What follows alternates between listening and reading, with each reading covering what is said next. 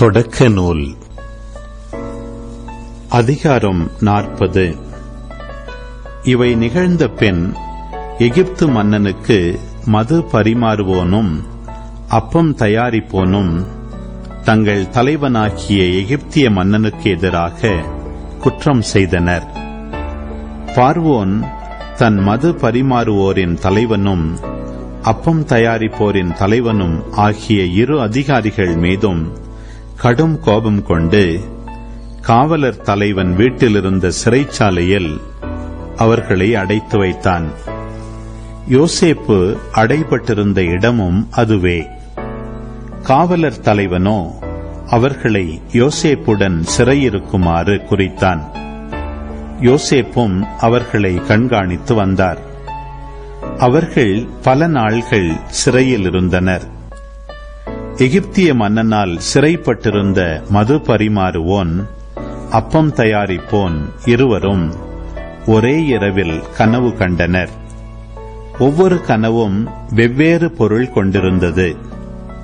காலையில் யோசேப்பு அவர்களிடம் வந்தபோது அவர்கள் கவலையாயிருக்க கண்டார். தம்முடன் தம் தலைவன் வீட்டு காவலில் வைக்கப்பட்டிருந்த பார்வோனின் அதிகாரிகளை நோக்கி, அவர், இன்று உங்கள் முகம் இவ்வளவு வாடியிருப்பதேன் என்று வினவினார். அவர்கள், நாங்கள் இருவரும் கனவு கண்டோம், அதை எங்களுக்கு விளக்கிச் சொல்வார் யாரும் இல்லை என்று பதில் கூறினர். யோசேப்பு அவர்களை நோக்கி, கனவுக்கு பொருள் சொல்வது கடவுளுக்கு உரியதல்லவா?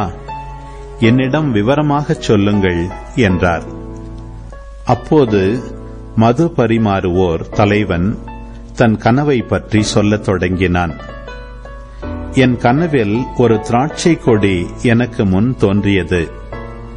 அந்த திராட்சை கொடியில் 3 கிளைகள் இருந்தன. அவை அரும்பி பூத்து கொத்து கொத்தாய் பழுக்க கண்டேன்.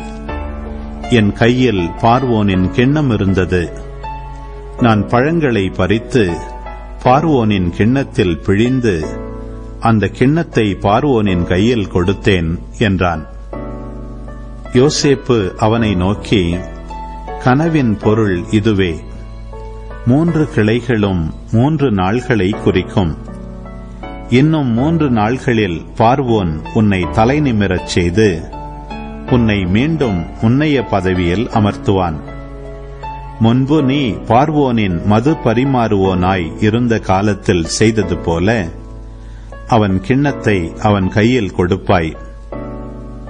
உனக்கு வாழ்வு நலமாய் அமைந்த பின் என்னை மறவாமல் எனக்கு தயை காட்ட வேண்டுகிறேன்.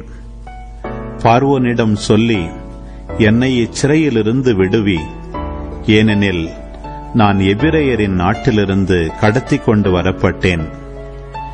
என்னை காவற்கிடங்கில் தள்ளிவிடும் அளவிற்கு நான் யாதொன்றும் செய்யவில்லை என்றார். யோசேப்பு இவ்வாறு தகுந்த விளக்கம் அளித்ததைக் கண்டு அப்பம் தயாரிப்போரின் தலைவன் அவரிடம், நானும் ஒரு கனவு கண்டேன். இதோ 3 அப்பக்கூடைகள் என் தலையில் இருந்தன. மேற்கூடையில் பார்வோனுக்காக சுட்ட பல வகை அப்பங்கள் இருந்தன. பறவைகள் வந்து என் தலைமேலிருந்த கூடையிலிருந்து அவற்றை தின்றுவிட்டன என்றான். அதற்கு யோசேப்பு, கனவின் பொருள் இதுவே. 3 கூடைகளும் 3 நாள்களை குறிக்கும். இன்னும் 3 நாள்களில் பார்வோன் உனது தலையை வெட்டி உன்னை கழுமரத்தில் ஏற்றுவான். பறவைகள் வந்து உன் சதையை தின்னும் என்றார். 3ஆம் நாள் பார்வோனின் பிறந்த நாள் விழா. அன்று தன் அலுவலர் அனைவருக்கும் அவன் விருந்து அளித்தான். அந்த அலுவலர் முன்னிலையில் மது பரிமாறுவோரின் தலைவன் அப்பம் தயாரிப்போரின் தலைவன் ஆகிய இருவரின் தலைகளையும் நிமிர்த்தினான். மது பரிமாறுவோரின் தலைவனை முன்னைய பதவிக்கு உயர்த்த முன்பு போல் அவன் பார்வோனின் கையில் கிண்ணத்தை கொடுக்கலானான். ஆனால் அப்பம் தயாரிப்போரின் தலைவனை பார்வோன் கழுமரத்தில் ஏற்றினான். யோசேப்பு அவர்களுக்கு விளக்கிச் சொன்னபடியே இவ்வாறு நடந்தது.